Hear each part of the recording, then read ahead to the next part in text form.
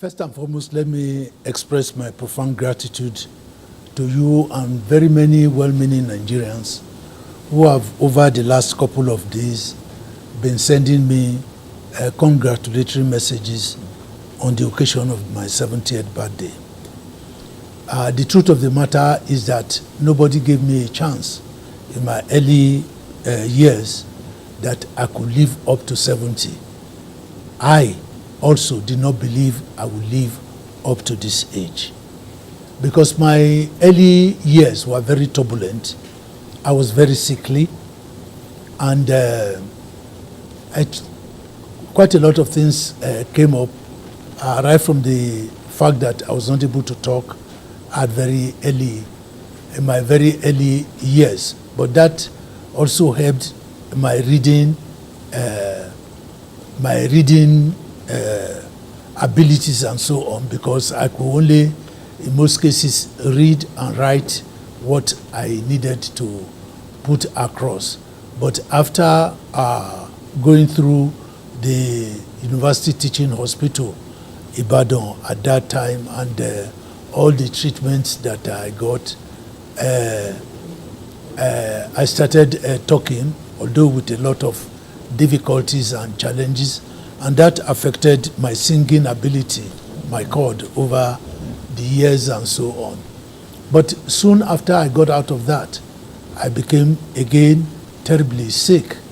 And this time, University Teaching Hospital, no hospital could help me. And my parents, and especially my mother, who was most touched by the development, ran from pillar to pole, as it were, went through all the hospitals that she knew, went through all the herbalists, all the native doctors, all the prayer people, the groups, and so on, from church to church, all the fasting that was possible, in order to make sure that I remained well and I could go ahead.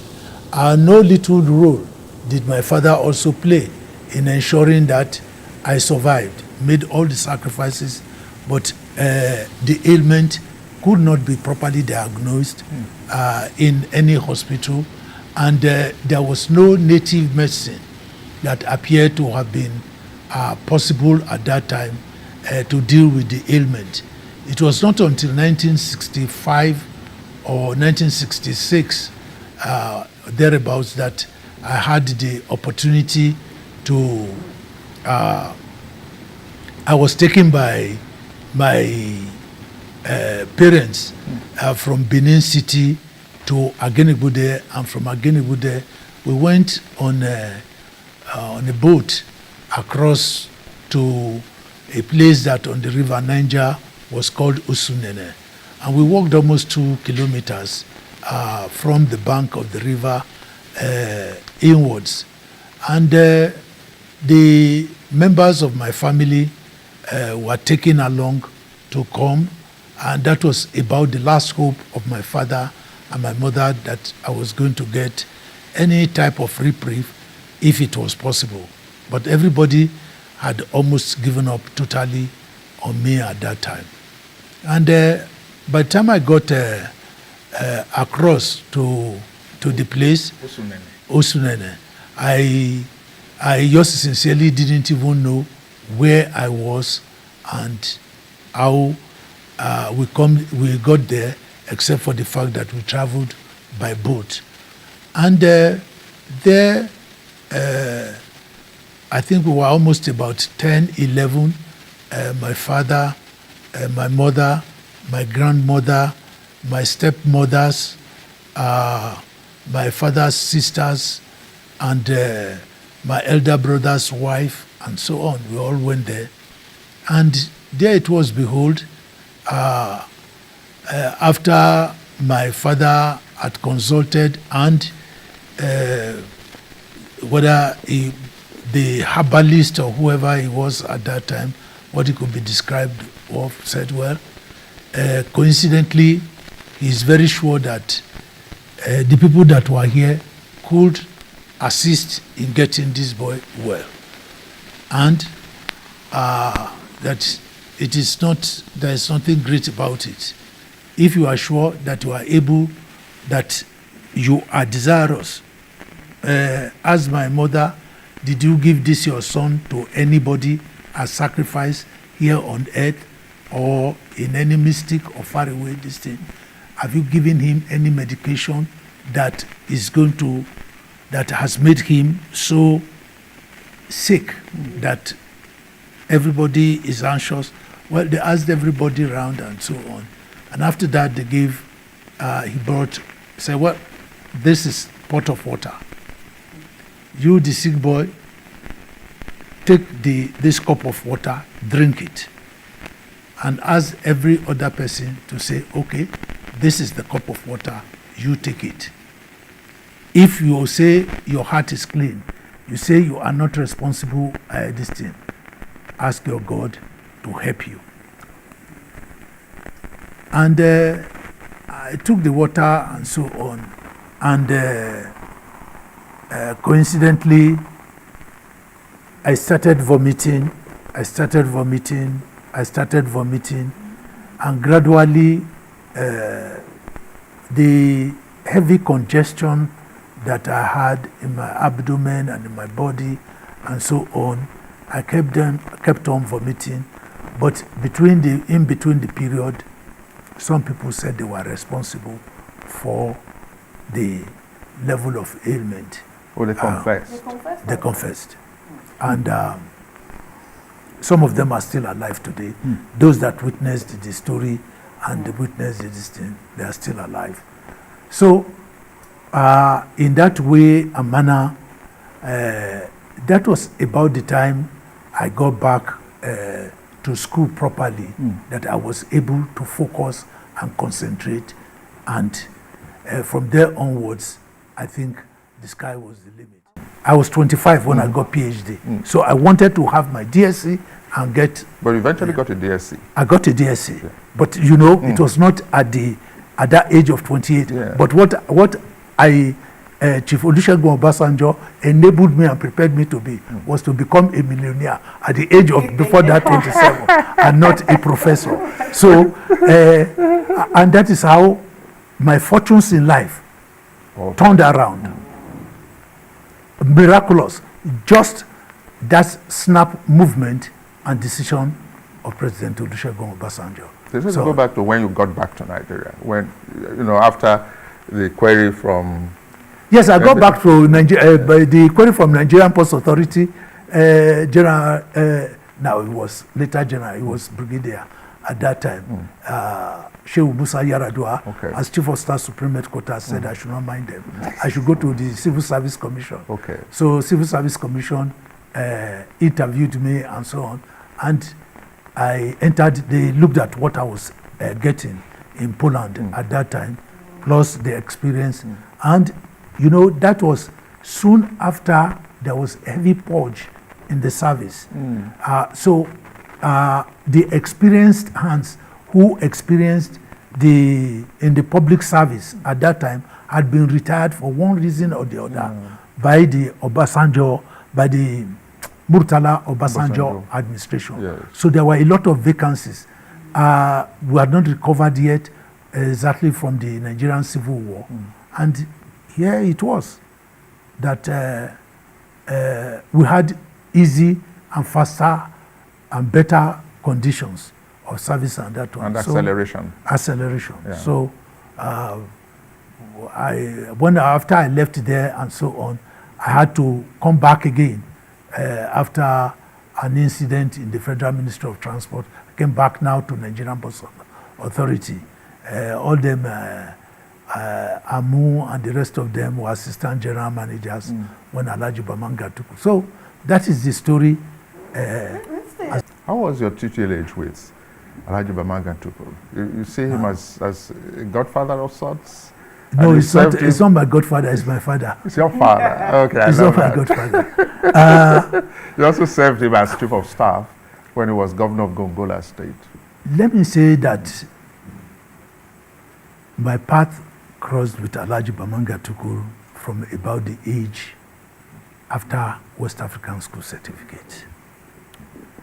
And my mother was struggling, wanted, in spite of the fact that she was not educated, wanted education for all her children.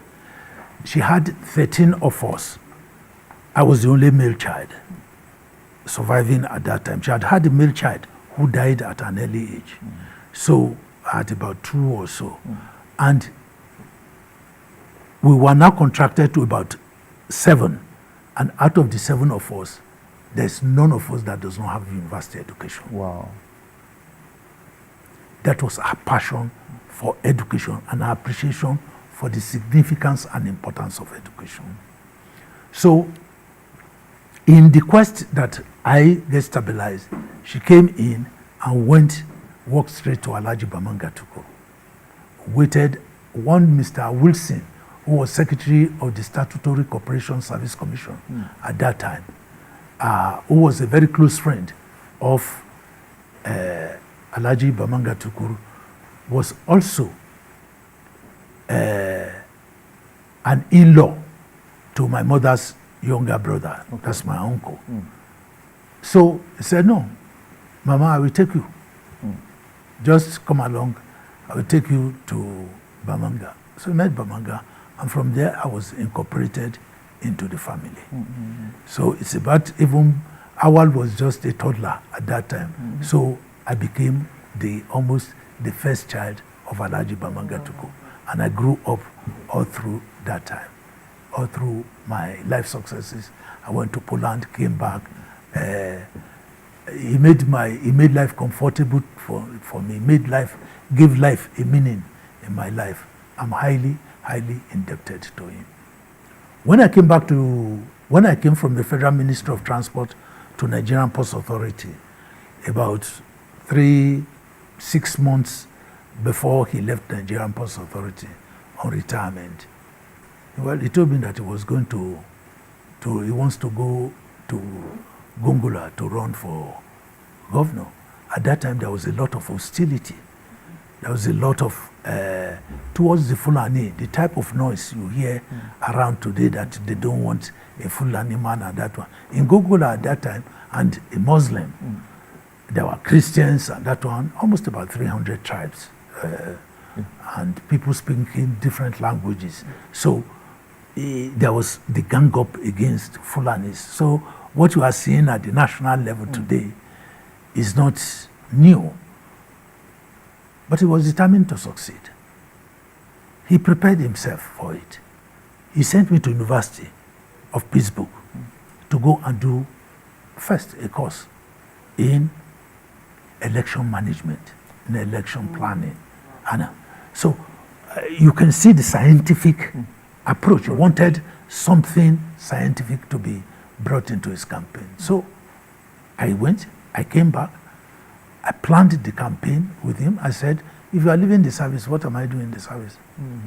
I had already gotten up to the level that I can say, thank you, and so on. And I am ready to roll with you. So we went to Gongola together.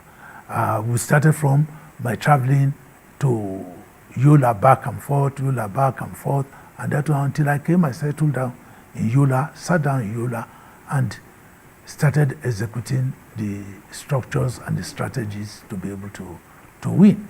So I was the DG of the campaign at that time. And when we won, I was appointed the chief of staff at that one, the first appointment that he actually made, apart from his nomination of the deputy, which had to be by the Electoral Act before going to the election. So that was the first appointment he made. So from there onwards, we tried to stabilize and walk around this thing. But I've had the most wonderful experience of my life under the tutelage and guidance of your father. Of my father. I did not intend, I never planned to be polygamous in life. Okay. The experiences, my health experiences, Usunene and the rest of things were definitely not going to support the argument for polygamy. I set out to, and if there's anything I regret in my life, being polygamous is one of the major things that I regret, which I do not wish the worst of my enemies before you talk of the people I love. But having said that much, I just simply want to state the fact that, yes, I had opportunity, success. I was first generation of the Dokpesis, who was a multimillionaire and so on. And when you don't have that tradition of success and that one, you do a lot of crazy things because there's nobody to guide you, and everybody is afraid to talk to you because of the level of success you have achieved. That is one. But basically, my own case was a little bit different. I was married to a Polish woman. The Polish woman was the only child of her family. She needed to stay with her family, and I wanted to be in Nigeria. I didn't want to remain abroad. So, come to Nigeria was difficult. Me going to Poland to stay was also difficult. And there's no living marriage, unfortunately. That type of separation does not support that. So she was there and I was there. And I know that at the time I came back, it is very true. None of my sisters, none of my brothers, none of my parents wanted to have a foreign daughter-in-law, as it was, an Oyibo woman. So the pressure on me to get married to a Nigerian was very high. But that was not even but for the breakdown of some family values at that time. The interference in what was my destiny. A scar I had to carry along. I traveled from Nigeria to Poland not less than 16 times, trying to plead with my wife to please come back to Nigeria, to spend some time. I brought back to Nigeria her parents and so on. But after 1 year, they too also wanted to go back to their country, to their values and so on. So we couldn't just get that sorted out. That it got to the point that I had to beg God, and I said it publicly, and I wrote it down in one of the terms of agreement with my wife, that Almighty God will give me children that are my own, that I don't have to travel to come and plead, to come and visit, or to bring down to this thing. So it became necessary for me to break my vows and have a second wife. And from a second wife and so on, I was not used to any Nigerian woman. I didn't grow up with a Nigerian woman that I would say I was the one that I was associated with. The parents turned me down on the grounds of the fact that my parents were poor and I cannot marry their daughter. So there was nothing I could do. So along the line, one child there, the second child, but the children are very successful, very brilliant, so I have to thank Almighty God for his blessings along those lines. You are indeed known to be a family man, and the children, yes, we see them all around you. That one we can attest to. But that I love women, yes, I love women, because God made it possible for me to love women. I said we were 13 by my mother, and I was the only male child living, and that one. We are 7 today. I'm the only male child. I'm intertwined with women. Why would I not love women? Blessed are thou. Amongst women. Chief Dokpesi, I've never seen you in a suit. Were you Mbono JK's boycottables kind of person? And I also realized that you manifested that in Ray Power and AIT, that your presenters must answer Nigerian names, even if you have two, is it English or Catholic names now? You know, Anthony and Raymond. But these days it's Alio that people know you by. I've never seen you in a suit. Well, coincidentally, I think I wore a suit to the stock exchange after my return. Okay. And when I went to the shipyard for when we acquired Binta Yaradua, Atinuka Biola, Lami Tukur, Aisha Dokpesi, we I wore suits in those occasions. Early days. But the truth of the matter is that I love my black people. I appreciate my black people. And the commitment must be to promote the black race as much as possible. You know, as a growing up, even in Poland, by still 1972, 73, 74, well, until the time I left Poland,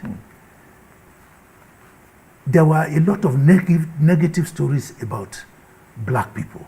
There was still the belief that black men live on top of trees, not in houses. Mm-hmm. There were a lot of insinuations that we were monkeys, so we are just a little bit developed and so on, and that we had tails. So the ladies were always coming to search whether we have tails. So we showed them so that the tail the tail you had.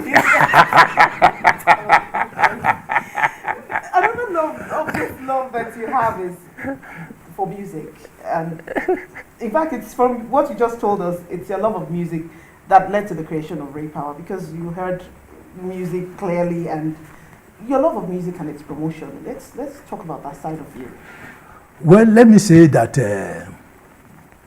Jimmy Cliff was no doubt a friend I loved, I appreciated, I met very early. And my mother used to sing a lot. Mm-hmm. Out of pains, out of the only way she was able to comfort me, console me, she would just come up with one song or the other. But she was not a professional singer. But the first professional singer I mingled with was Jimmy Cliff. Mm. And Jimmy Cliff shared about the same challenges. I was very close to Jimmy Cliff until after he came to Nigeria, when he was arrested and released that song, The News. Mm-hmm. Have you heard the news? Yeah. So, and this was consolidated by King Sunny Ade. I'm a fanatic. Follower of King Sunny Ade. He has a song on you. One album to you. Raymond Dokpesi me. Wakanda. No. I don't Wakanda. It is the Yaba College of Technology girls that changed it to Wakanda. It is Wakanda. The word is candor. So go and check your dictionary. That what Sunny Ade sang, Raymond Dokpesi me Wakanda. Yeah, I know that's what you wanted to push me. That's it. Actually, if you're a man of the people, from what you have told us so far, you've experienced a lot of betrayals. So those who were supposed to be friends turning against you, and then of course you've had a lot of support also from people. But you seem to have this policy of no foes despite all these betrayals. How have you been able to be a people's man? You see, there is no doubt that upbringing, events in life. One thing I can tell you for free of charge is that I'm very hot-tempered. You see me, blah, blah, blah, blah, blah, blah, blah. 3 minutes later, I can't even remember why I was angry. I will have resolved the matter, it is gone off my mind.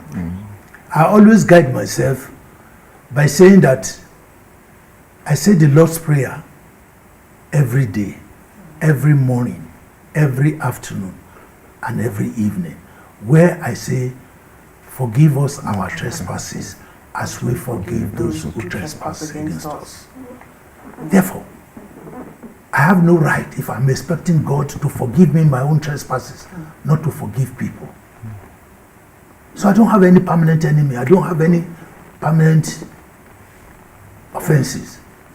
Let's go on. It's a learning process. I do not believe that anybody takes any particular step, particularly to hurt me or to injure my aspiration. But the truth of the matter is that the world is a complex world. Yeah. Yeah. So you don't relax and say that you don't have enemies, but I believe I don't have any. I may have people I have differences or difference in opinion with, but I don't hate them in my mind.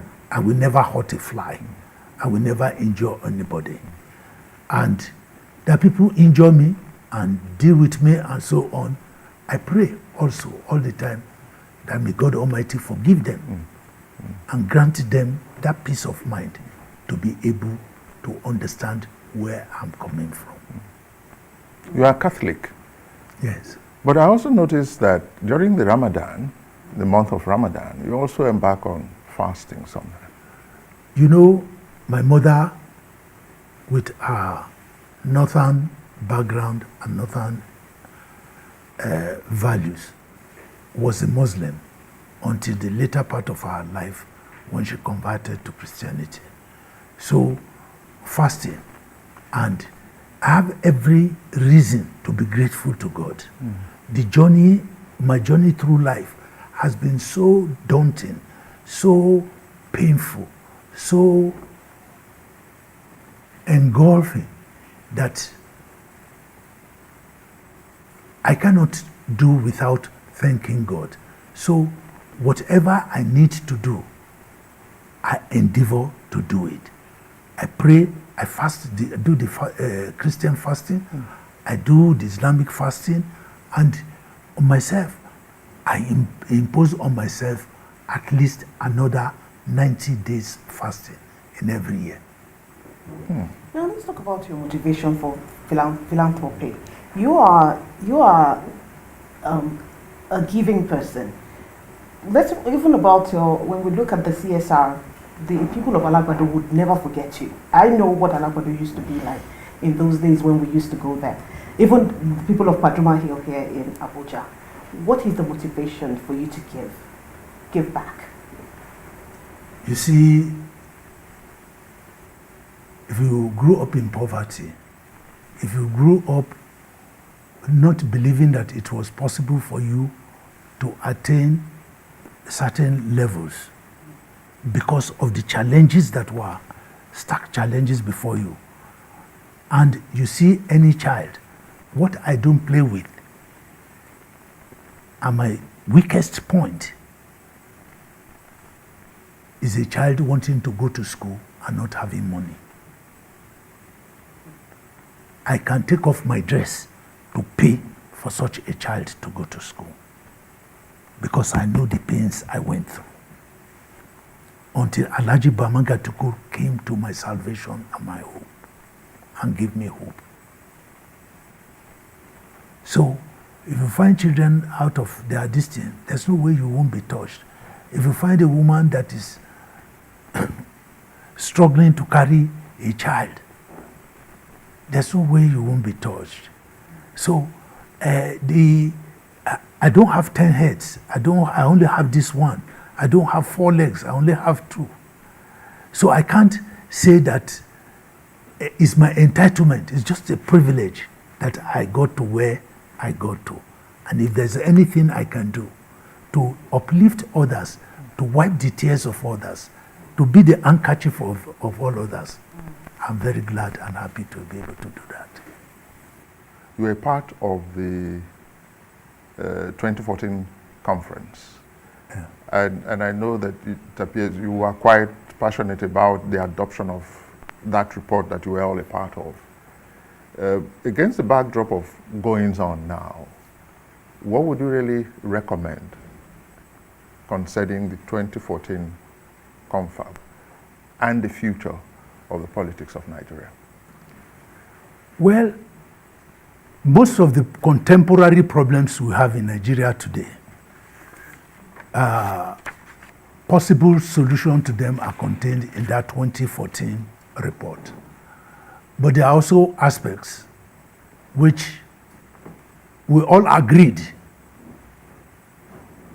that we should adopt, but which I personally, I did not agree with. I did not feel that that was the best way. For instance, the issue of creation of states. I believe strongly that the 36 states that we have are unviable. They are not, they are inefficient. They are unproductive. And we should really look at the merger of states. I believe that if I want to go to Lagos and at the roundabout I turned towards Sokoto, I will get to Sokoto and go into the desert, but I won't get to Lagos. So the point at which I realized that I've made a mistake, I should be courageous enough to do a roundabout and turn back and come to the right road. We missed the road in Nigeria. You see, our founding fathers agreed that because of our diverse cultures and values, we had to be a federal republic.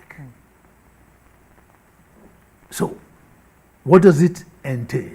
It entails the fact that for us to all come together, we must come from different groups. We surrender some of their rights to sustain the top one and allow others rights of the lower district. But in the unitary system, which came in when the military came in, the military took over because they are only used to one single line command. Of command, yes.